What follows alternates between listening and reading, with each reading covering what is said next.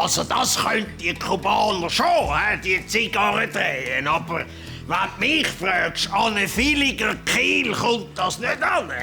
Wenn jetzt die würden das Mundstück nehmen von der Villiger Kiel und da montieren, hätten sie auch mehr Erfolg auf dem Weltmeer.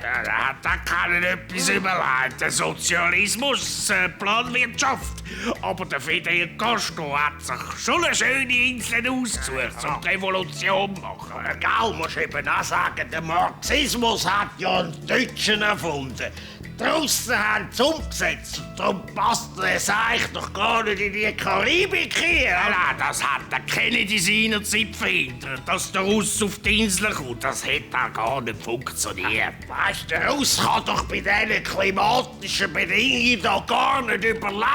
Darum hat jetzt der Castro die ganze Arbeit müssen allein machen. Ist er krank geworden, oder? Bei uns in der Schweiz wäre der Pflegestufe 5. Ja, aber musst mal unseren Bundesrat anschauen. Wir müssen da gar nichts sagen. Alt und krank und können nicht zurücktreten. Pflegestufe 6. Ja,